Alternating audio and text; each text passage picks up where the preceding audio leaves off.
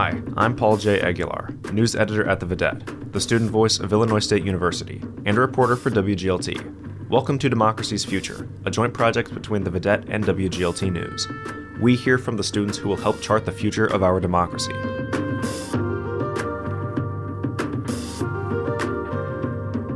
On this episode of Democracy's Future, we hear from two students who are on opposite ends of the political spectrum, but they get along. There's no shouting, and they even agree about a number of issues. Vedette editor Mia Sarah spoke with Matt Sonner, a freshman cybersecurity major from Springfield.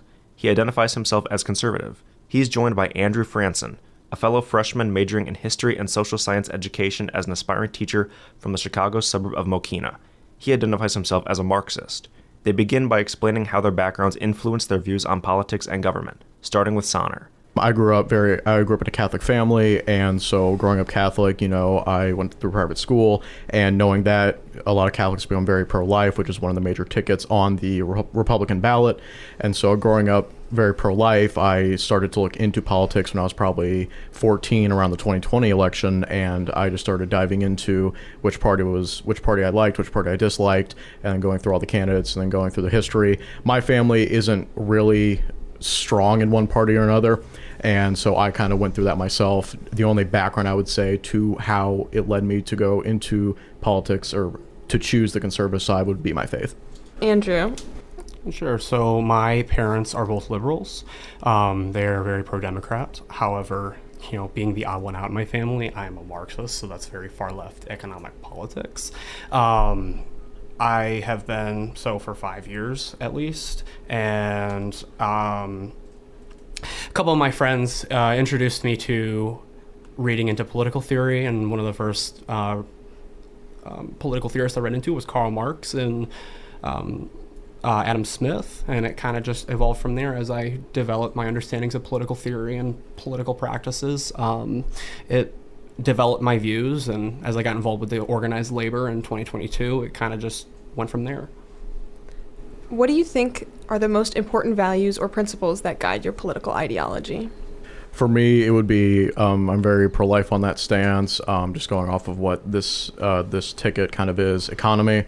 Obviously, the economy has not been the best over the last 4 years, and as I am now on my own in college, and I'll be renting out of an apartment next year, and I'll start to be living on my own. The economy is a big issue for me nowadays, and then that's pretty much everything that come to mind for me. Yeah, so I am very, very concerned with, in Marx's writings, he often wrote about how the economy should be democratically run by the working class. So I find it very important that in a democratic society that we acknowledge that it isn't a democracy unless we have economic democracy. So in order to approach the politics in our society, we should establish what's called a dictatorship of the proletariat, the working class, and essentially work towards building a more democratic society, not just in our political system, our social system, but in our economic system as well.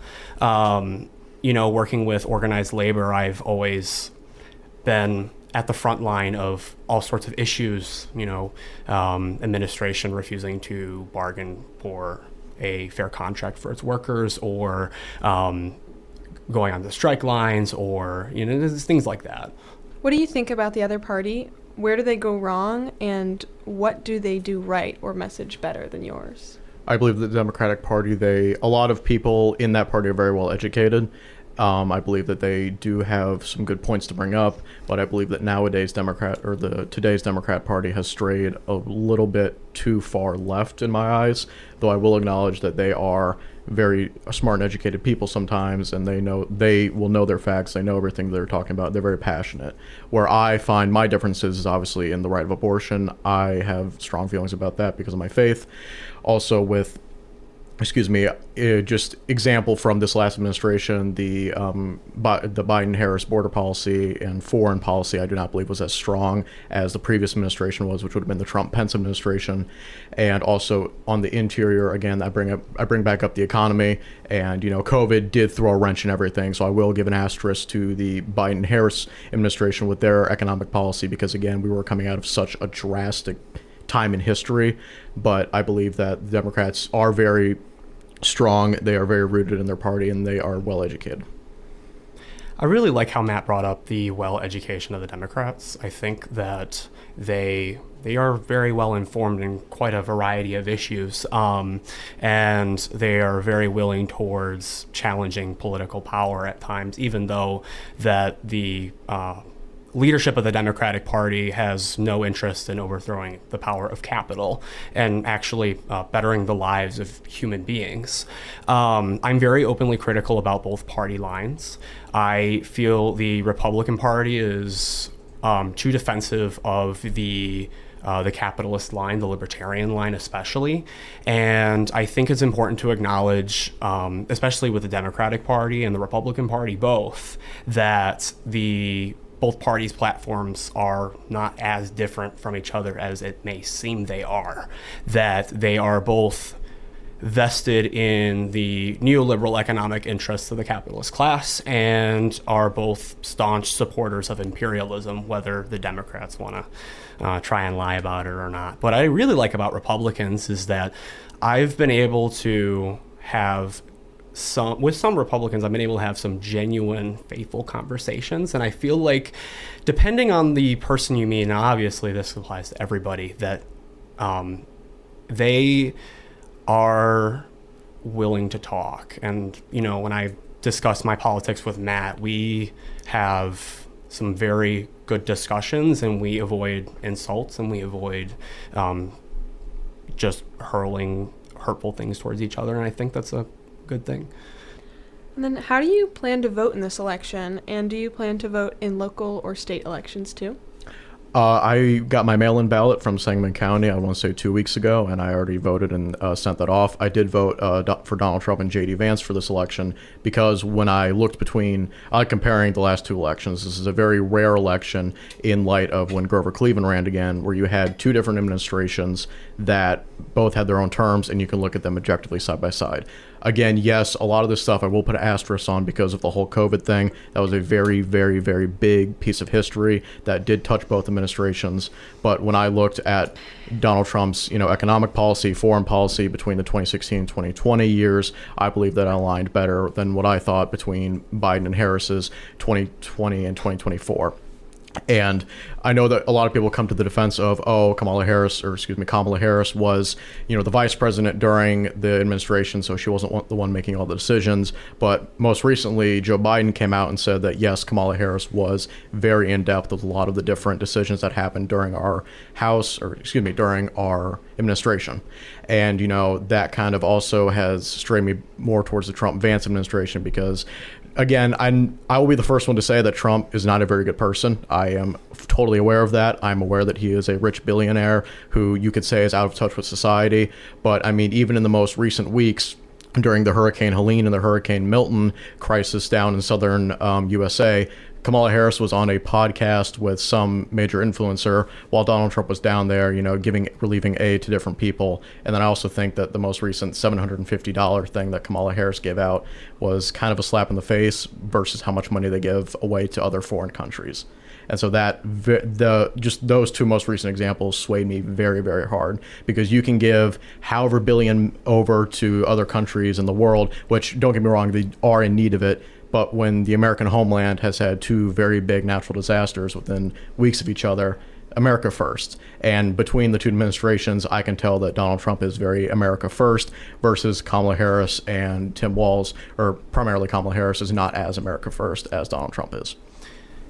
Yeah, so I have not voted yet, but I'm planning on voting. I'm always very encouraging of peers and students to vote because that's a very important part of our democratic process.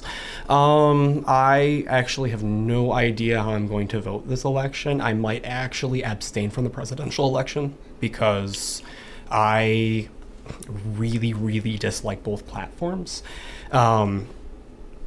Especially within the Democratic platform, the botched response to the crisis in Palestine, and as Matt mentioned, their botched response to the hurricanes in the South. But I also am very, very careful with the Republican Party that in many instances has a base where the Proud Boys, for example, a far-right political organization is in support of that platform. And I'm also very, very careful when it comes to American nationalism, because I view that American nationalism in its modern form has not advanced the interests of the working class. I do plan on voting in state and local elections, and of course, looking for those pro-union candidates.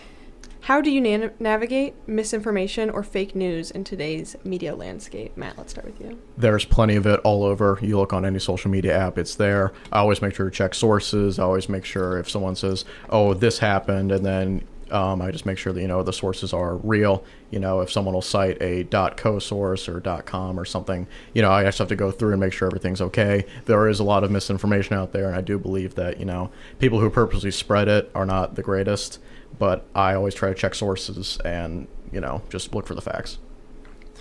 Fact checking for political campaigns and issues is very important, because in order to actually have a grounded basis in like working class interests as a leftist, you have to be able to critique all forms of media which you receive.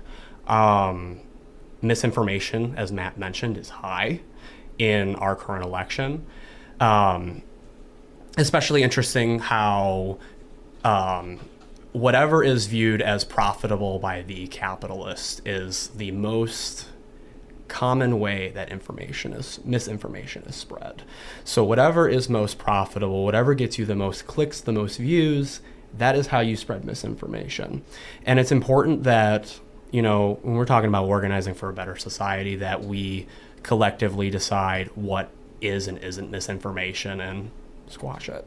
Because you both mentioned the value of fact-checking, what do you make of Donald Trump's election denialism that continues to this day?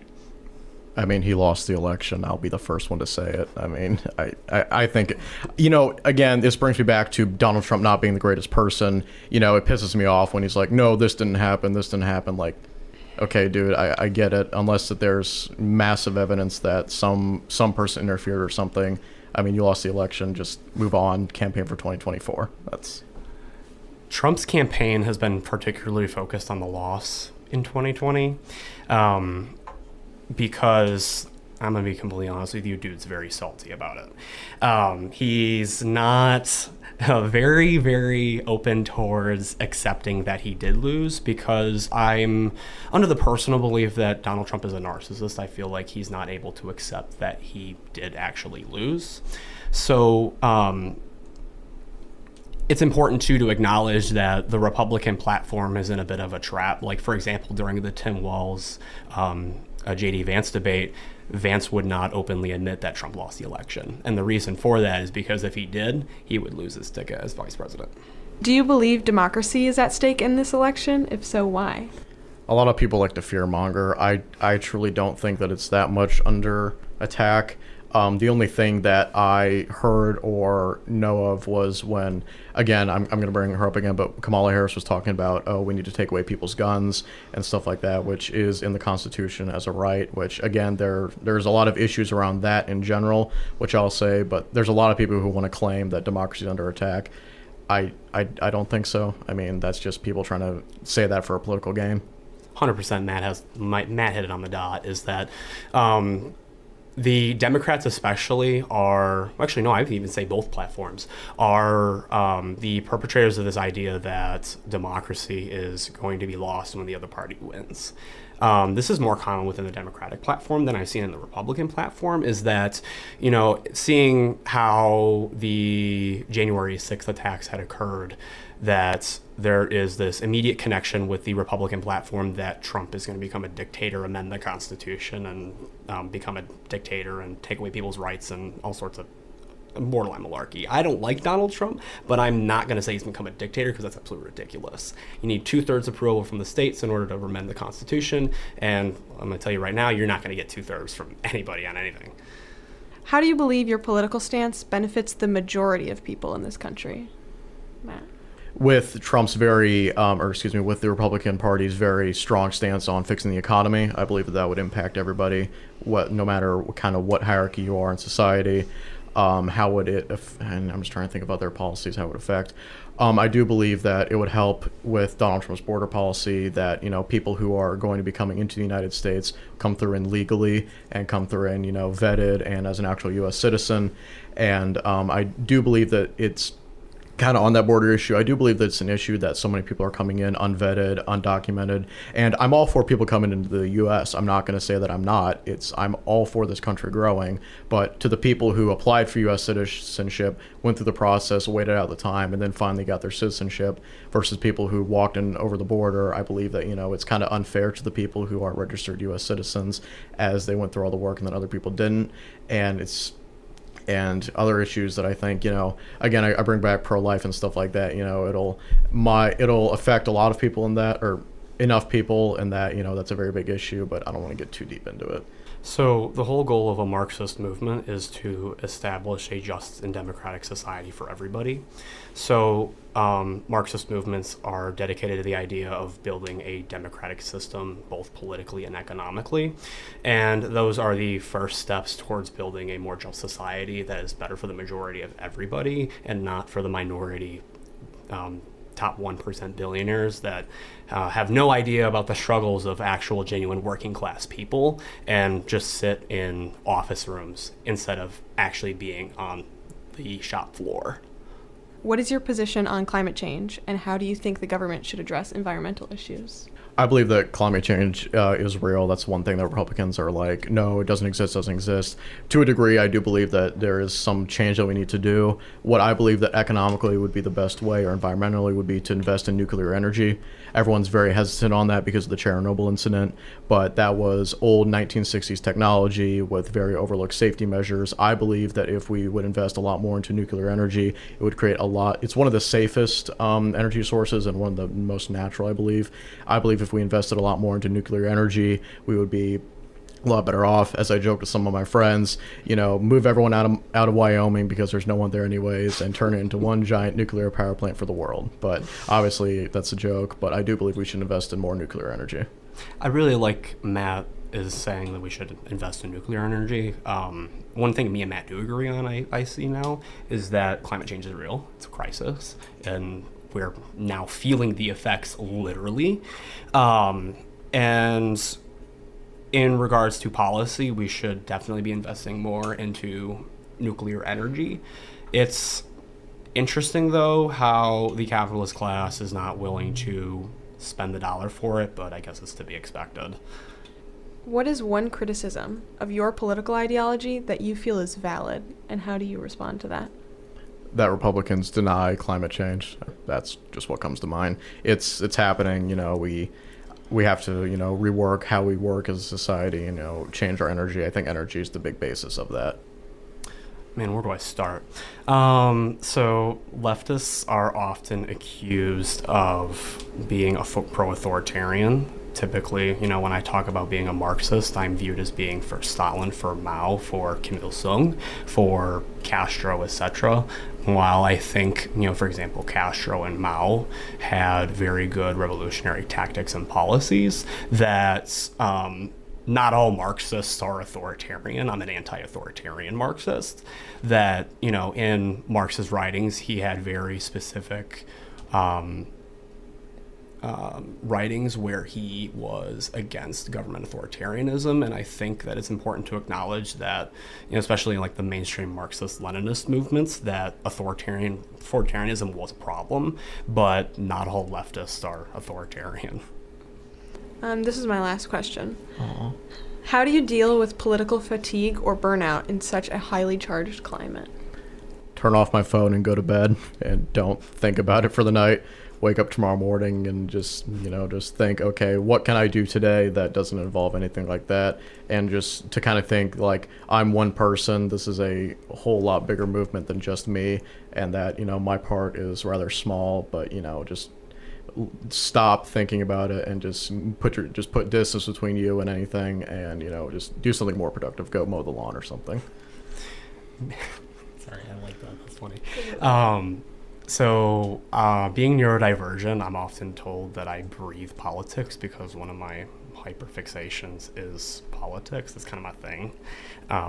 So, I don't really experience burnout as often as I probably could, or there potentially could before.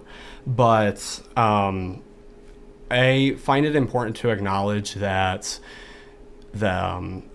we have to work what's best for everyone. We all have a part to play, and that with systems in place that allow us to take those breaks and look after our mental health, that political burnout, it happens. Just chill out for a little bit and come back to the game and start winning another day. That was ISU students Matt Sonner and Andrew Franson speaking with Vidette editor Mia Saras. Our next Democracy's Future episode will come after the election. We'll talk to students to get their reaction and to try to figure out where our democracy goes from here.